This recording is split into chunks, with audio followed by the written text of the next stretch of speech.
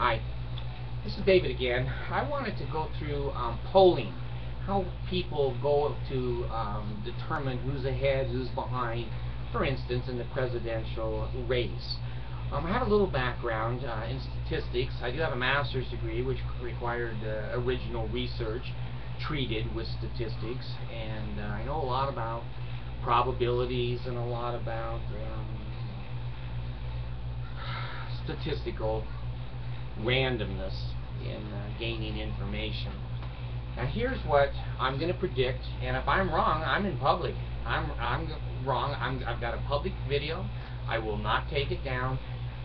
Obama is going to win by a landslide. Obama is going to win by a landslide. Now here's why I think that. Two reasons.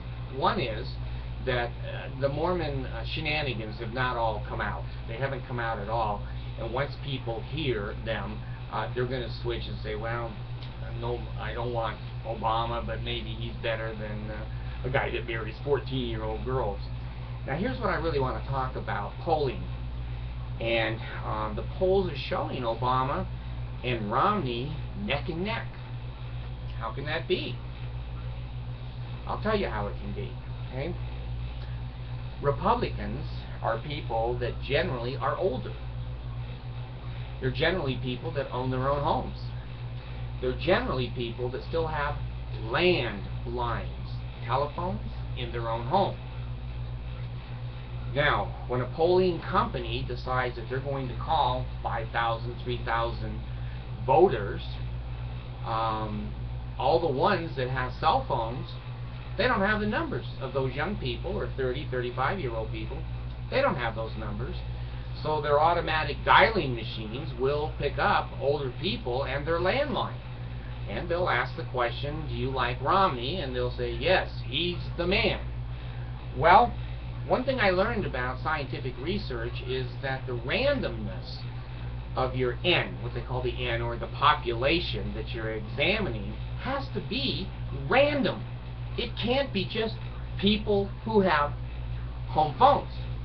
Now let me give you examples of why this polling is showing neck and neck.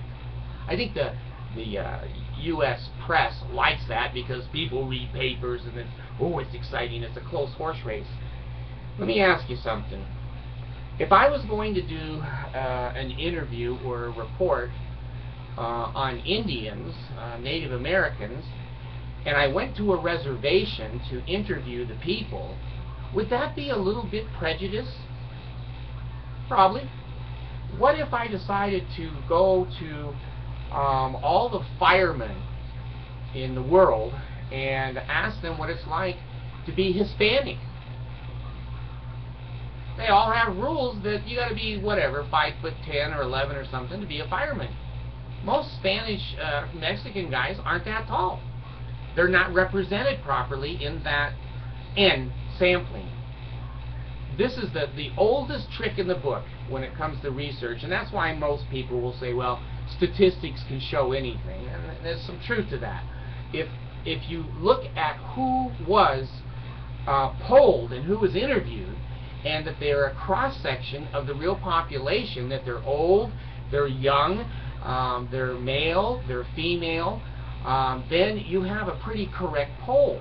But if you're phoning in a poll, I think the Nelson ratings do the same thing. They poll by telephone. Well, here I am, 65, and I have a landline.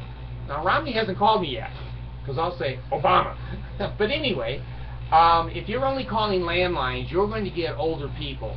Older people are going to be Republican. Older people are going to be conservative, and they're certainly going to say, hey, you know, Romney's the man. Now, what the polls are missing are thousands, well, probably millions of black people all over the United States that are going to probably vote for Obama because he's black. And some of them don't even have telephones. Some of them maybe have only a cell phone, but certainly no landlines. And they could be mobile, they could be moving around. So there's a huge population right there that's not taken in to the polls. Now you also have a population that are ex-members of the Mormon Church, literally in the hundreds of thousands. They're not being polled. They're not in that cross-section. And you've got economic situations where people are unemployed or they've lost their house or job. They may not even have a phone or a house to call, but they still may vote for Obama. Then I think you have the magic factor. It's like the magic underwear. When people get into that little polling booth and no one knows what they're going to do, they may on the outside have Romney stickers all over their cars. They may have a Romney t-shirt as they're going into the polling place.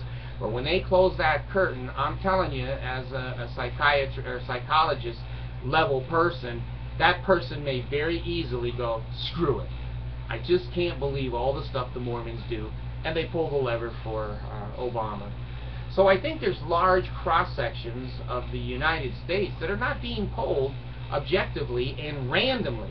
That's why it looks like they're neck and neck. Romney has been nothing but a disaster in London and in Poland and in Israel. On his foreign trip, I'm surprised they didn't take his passport away and kick him out of the country. His Polish jokes were not that funny. They weren't.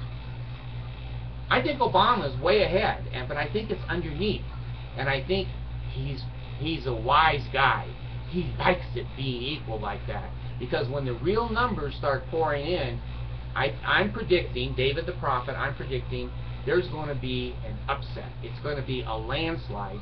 This country is not going to let a Mormon be president of the United States. The internet is going to save this country, not the Mormon church. Thanks.